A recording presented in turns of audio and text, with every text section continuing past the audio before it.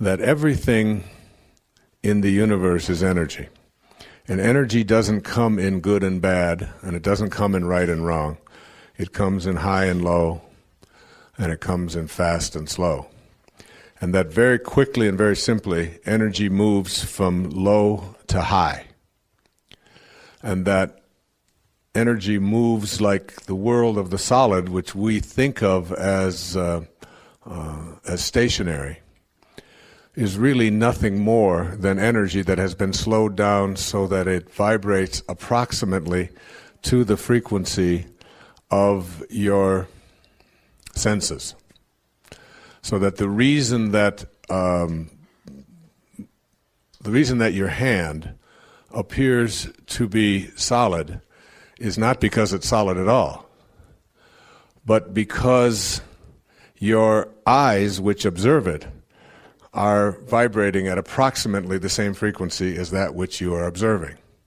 Because you know that if you take your hand and put it under a microscope and turn up the magnification, you're going to see a dance. And the more magnification you get, the more dance of particles that you get. First you'll get molecules, then you take a molecular microscope and you turn that up, and you see inside the molecules there are atoms. You take an atomic microscope and you turn up the magnification, and inside the atoms of this thing called your hand, there are electrons and neutrons and protons and so on. Then you turn up the magnification on the electron microscope, and you find that there are subatomic particles. And then you turn up the magnification further on these quarks, and you find out that they're tinier particles. And until you put them in a particle accelerator, these tiniest particles, and you ram them together at 250,000 miles an hour until they collide, and then you open up the particle accelerator and you look inside and you discover there are no particles,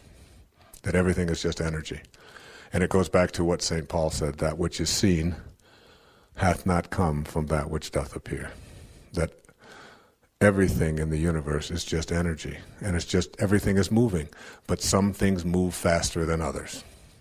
So that the world of the solid is a very slowed down energy. It's just energy that's been slowed down. It approximates the frequency at which your eyes and your ears are processing and picking up things. And then you move to a faster energy, which is the energy of sound. And the energy of sound is nothing more than sound waves that are out there. We can't see them, we can't get a hold of them, but you just take an oscilloscope and an audiologist and you can pick up the sounds, and the sound energy just goes high, and it goes low, and it goes fast, and it goes slow, but it doesn't come in problems. There are no problems in what you hear or what you see. There's only energy moving fast and slow, high and low. It only becomes a problem when you process it in a certain way. And then we move to a faster energy, the energy of light, which moves faster than the energy of sound. And then we move to the energy of thoughts, and every thought that we have has an energy. And in a wonderful book called Power versus Force, Dr. David Hawkins has elaborated a system called a map of consciousness, in which they identify every thought that we have and its energy component. So that lower energy, that a thought of shame, for example, and a thought of hate, and a thought of fear, and a thought of stress, and any of these kinds of lower energy thoughts are thoughts that weaken us. And I'll talk more about these in the last principle in this program, the 10th principle. And then we get to looking at what thoughts and what energy they have, and why would I have certain thoughts if they weaken us, until ultimately we get to the fastest and the highest energy in the universe, which is the theory upon which a spiritual solution to every problem is based, the notion that spiritual energy is the fastest energy in the universe. And that when we bring the energy of spirit to the presence of the energy of problems, because all of our problems show up in the world of form, in the world of the solid. That's where we have them. And when we can bring spiritual energy to the presence of spirit, or to the presence of form rather, we nullify that. So that if you're in a dark room and someone brings a candle into that room, what is happening is that you don't have to announce to the darkness, you'd better dissolve now, you're going to have to get out of here because I'm bringing light in here. Darkness, rather, cannot survive when light is brought into a room, because light is a faster energy than darkness. And it's a metaphor for the prayer of St. Francis. Where there is hatred, if I can bring love to the presence of hatred, hatred cannot survive. And it was the message of the greatest spiritual teachers who ever walked among us, and all religious practices are based upon this idea of bringing higher and faster energy to the presence of lower and slower energy. And when we do that, we dissolve and nullify it and make it impossible for it to exist. So that if we can think and change around the energy of our thoughts, and in Power versus Force, Hawkins speaks about how to go about doing that in ways that I consider to be brilliant. You know, they say that when Christ would go into a village, just his presence in the village would raise the consciousness of those around him. Just his presence in the village. Just the presence of Mother Teresa in a room, this 4'10", wizened little old lady who ministers to the poor in Calcutta and describes it as doing the work of Jesus in all of his distressing disguises. Seeing Jesus in all of his distressing disguises is how she described it. That kind of consciousness permeates out. And we can have that when we shift our attention away from what is wrong and the hatred in the world. I mean, I get asked that question over and over again, yes, but what about this, and yes, but what about that? I say, I send out loving energy to every person I see on the street. I don't care what they look like. It doesn't make any difference whether they're clerks or whether they're waiters or whether they're people who walk by and smell bad or whatever. I look at them and I see the unfolding of God in every one of them. That is my challenge, to be able to do that and send it. And when you do, you impact not just that person and yourself, but the whole consciousness of the world. First and foremost, enjoy the mystery. Let the world unfold without always attempting to figure it all out. Let relationships just be. For example, since everything is going to stretch out in divine order, don't try so hard to make something work. Simply allow. Don't always toil at trying to understand your mate or your children or your parents or your boss or anyone else, because the Tao is working at all times. When expectations are shattered, practice allowing that to be the way it is. Relax. Let go. Allow. And recognize that some of your desires are about how you think your world should be, rather than how it is at that moment. Become an astute observer. Judge less and listen more. Take time to open your mind to the fascinating mystery and uncertainty that we all experience. And then, practice letting go of always naming and labeling. The labeling process is what most of us were taught in school. We studied hard to be able to define things correctly in order to get what we called high grades. Most educational institutions insisted on identifying everything, leading to a tag that distinguished us graduates with knowledge of specific categories. Yet we know, without anyone telling us, that there's no title or degree or distinguishing label that truly defines us. In the same way that water is not the word water any more than it is agua, Vaser, or H2O. Nothing in this universe is what it's named. In spite of our endless categorizations, each animal, flower, mineral, and human can never truly be described. In the same way, the Tao tells us that the name that can be named is not the eternal name.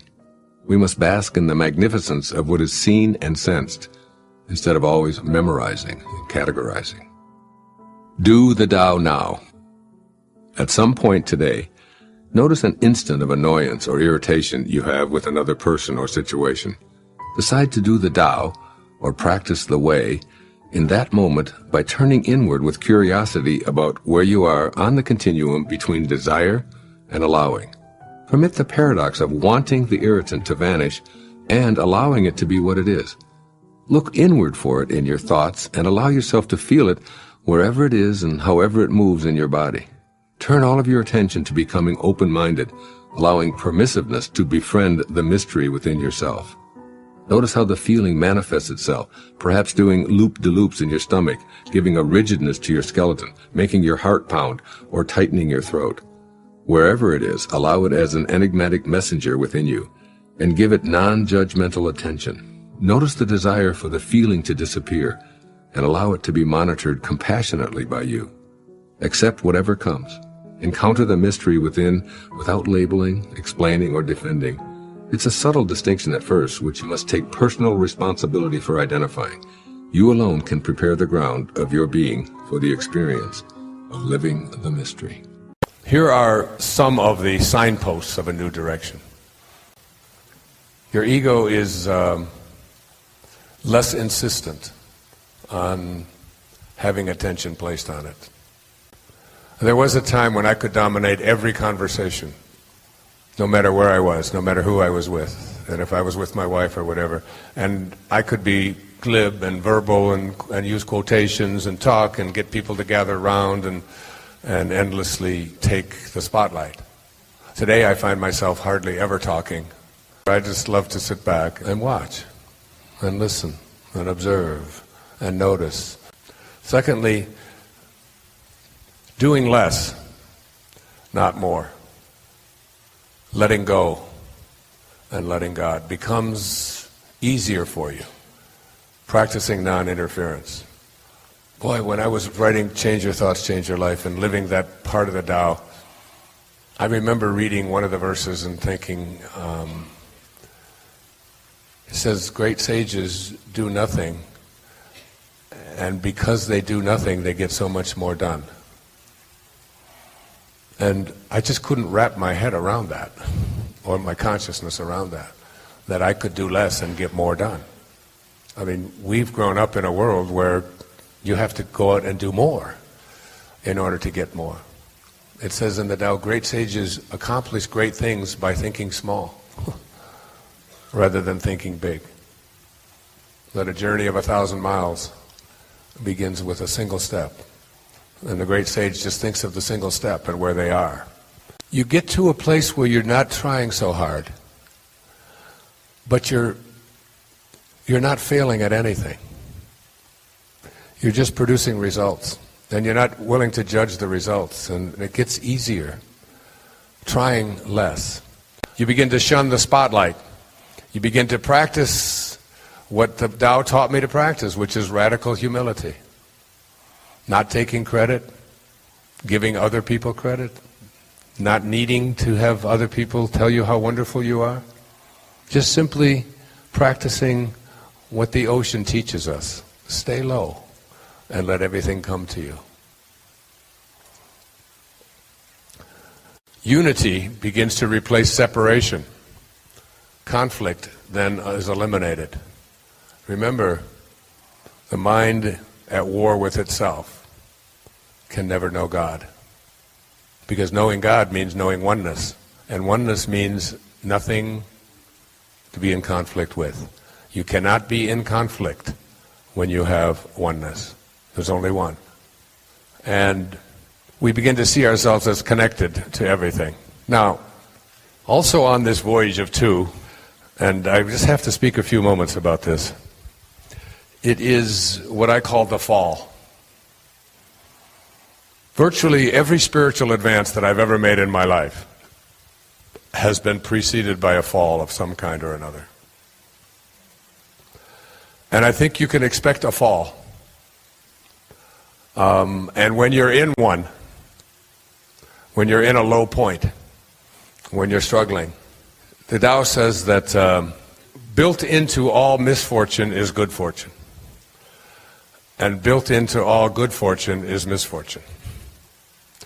So that when you're in a place of misfortune, low, your relationship isn't working, the finances aren't coming, the news about your body, the medical diagnosis, things aren't the way you want them to be, all of the falls. Elizabeth Kubler-Ross had a wonderful quote. She said, if you shield the mountain from the windstorms, you'll never see the beauty of the carvings. So the idea really isn't to try to eliminate the storms of your life. The idea is to learn how to sing in the rain, how to dance in the storms, and be willing to go into the storm. And the final thing about this journey back, I talked about it in the film, it's called the quantum moments. And these are moments in our lives that really shift us, and they almost always come after a fall. So you have the fall, that as you have one of these falls, what you are doing is you are generating energy to propel yourself over the bar. If you remember in the film, I spoke about the night that I had one of the most shameful nights of my life, when I required my wife and our 5 little children. We had 5 children in 8 years, and they had closed the bar at the restaurant because someone the night before had served someone underage, and they wouldn't give me a beer with my meal. And I made everybody in the family be inconvenienced and get up and go to another restaurant because I was upset because I couldn't have my beer. Now that's a jerk. That's shameful behavior. It's hard for me to even admit it, but I'm better than I used to be. Now I'd only make them go 2 blocks instead of 3. No, I wouldn't do that. I wouldn't do that. And that morning, after that fall provided me with the energy. I began to think about myself. And what was I doing? How long has it been, Wayne, since you've gone without having a beer in the evening? I couldn't think of a day in the previous 2 decades. And what are you doing making your wife, who's had 5 children with you in 8 years, move? And you know what it means to move little children like that? You know, with all of the things that you have to take and put them in the cars and the seat belts and all of that, and none of it mattered to me. But that fall allowed me probably to be alive today. Because if I would have kept drinking the way I was, I wouldn't be alive today. It was going to kill me, because alcohol's like sugar. I mean, it's loaded with sugar, by the way. So these falls, when you have one, start looking for the energy and start seeing what it can bring to you as you move back. The first is that force always creates a counterforce. Force creates a counterforce, whereas power is always creates grace. Grace and power, over and over again, he reports the research that power is something that will bring grace, that will bring God, will bring consciousness to the presence of it, whereas force always creates a counterforce. So that when you have a force, that is, if you react with shame, if you try to make your children feel ashamed, what are they going to do back? They resent, and what are they going to try to do to you? Some way of making you feel ashamed as well. It happens every time. You just have to watch it. You try to shame them and watch if they don't try to shame you. You said I couldn't do that, and you have to be punished for that. But you did that. You said this right away. Shame creates more shame. You've created a lowered energy field. They're weakened, you're weakened, and it works not just with shame, but with fear, with anxiety, with anger. Every time we use any of these, a counterforce is created. The second quality is that force is always loud, aggressive, whereas power is silent. That you raise energy levels through silence, and there's very little movement required when you are empowering, whereas when you get louder, screaming, aggressive, more outgoing, and so on. The third is that force is always moving against something. That's what force is. So whatever it is that you have, we have to move against it. We have to mobilize our forces and defeat it. Whereas power does not move at all. The fourth thing is that force is always incomplete. Therefore, it must be fed energy. You must constantly feed energy of force. You must constantly be talking to it. You must constantly be upgrading it. You must constantly be trying to make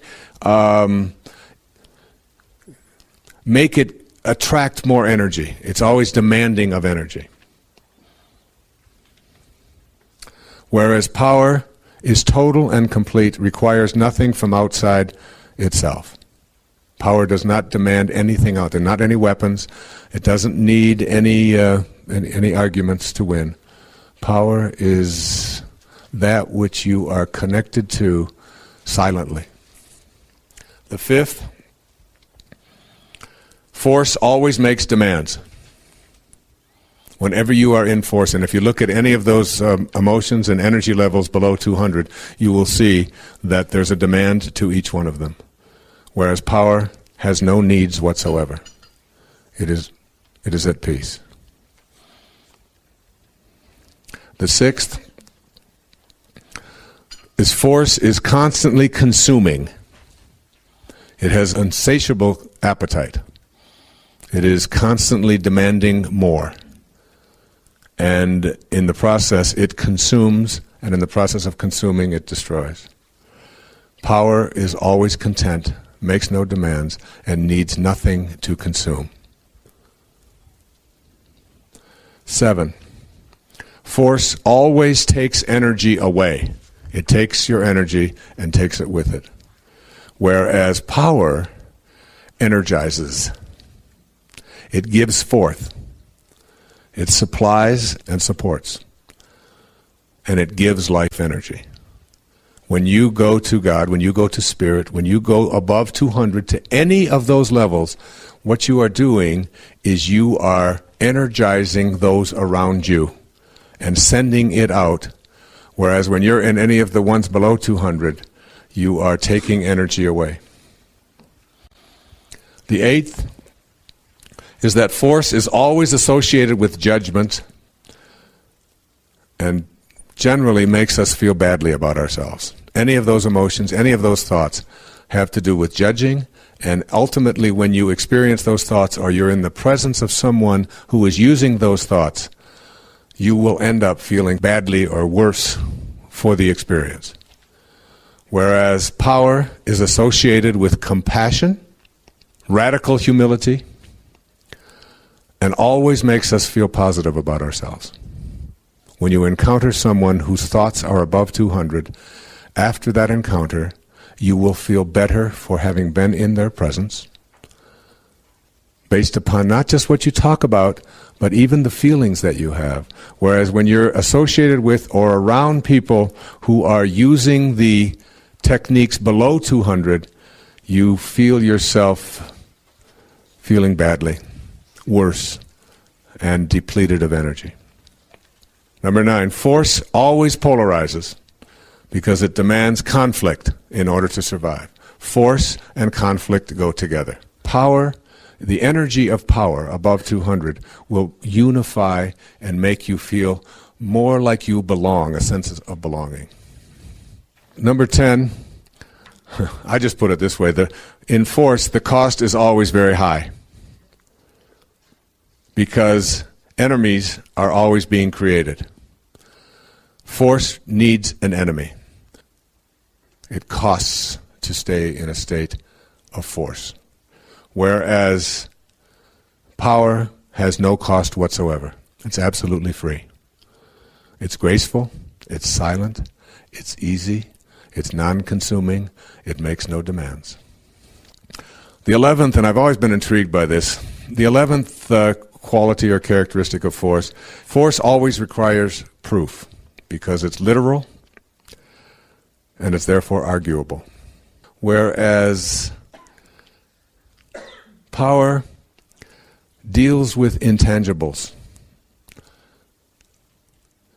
and it knows that health is better than disease. It doesn't need any proof of that. It knows that honor is better than dishonor.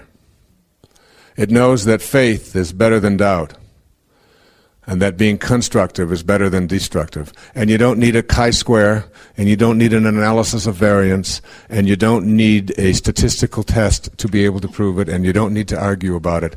There's an awareness that is internal, that is instinctive, that says, I don't have to go out there and show anything. It's why it's quiet. I know it is better to be honorable than it is to be dishonorable. I know it is better to be honest than to steal. I don't need proof of that. I know that it is better to be healthy than to be in a state of disease. I know that life is better than death. I know this. I don't have to prove it. I don't have to explain it.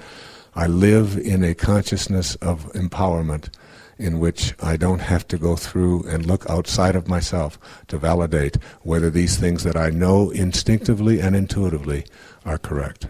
I have been accused over the years in the critical press of providing false hope to people.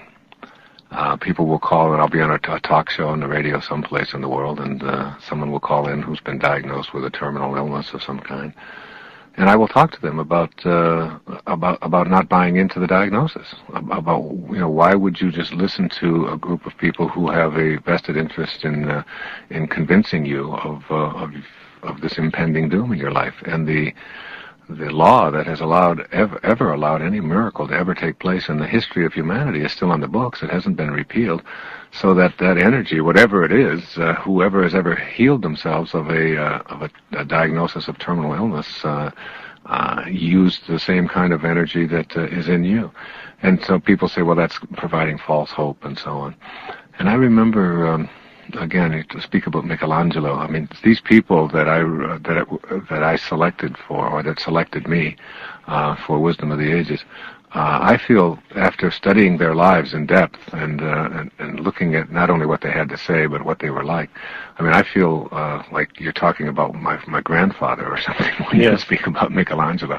And again, in Florence, when we went to Florence, I said, I'm just going to go see the statue of David. And I thought, well, I'll just look at this statue. Everybody has to see David. Yes.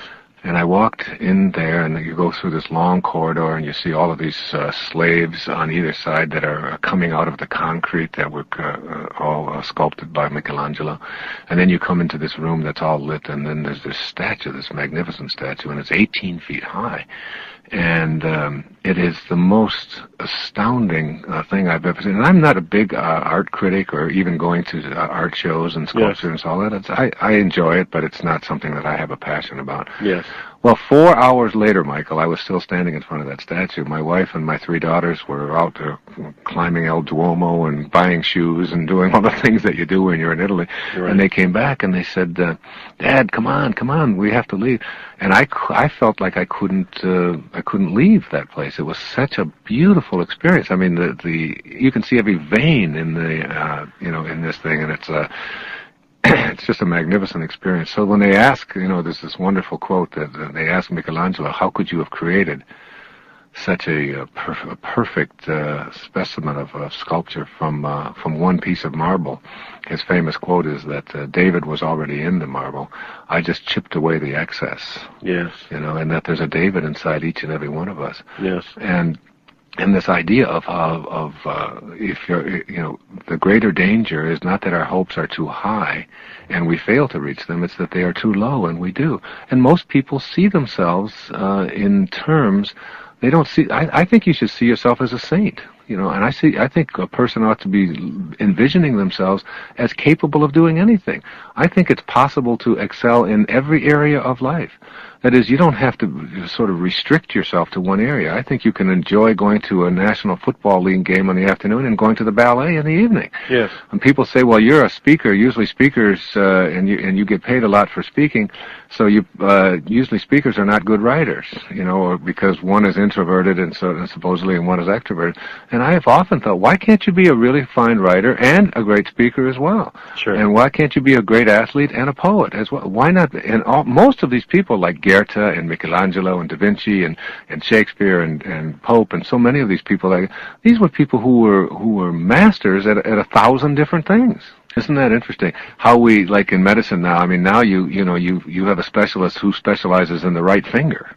Right, exactly. Yes. We have hand specialists, we have foot specialists, and nose specialists. And imagine going to school for years and studying only the hand. Yes. Whereas here was Da Vinci or Michelangelo, and they studied. They were anatomists. I mean, they studied anatomy and were medical people. They studied the way that Michelangelo learned about how to do sculpture was by examining cadavers. They would literally steal the cadavers and go through, and he would examine them. And it's like when you discover the greatness that's in yourself, and not restricting yourself in any way, and not enough of us can think of ourselves as being able to excel in all areas and to have high hopes about virtually everything, because high hopes is not just a song that Frank Sinatra sang with a bunch of kids. High hopes is being able to visualize and see for yourself what it is that you'd like to be able to accomplish in your life.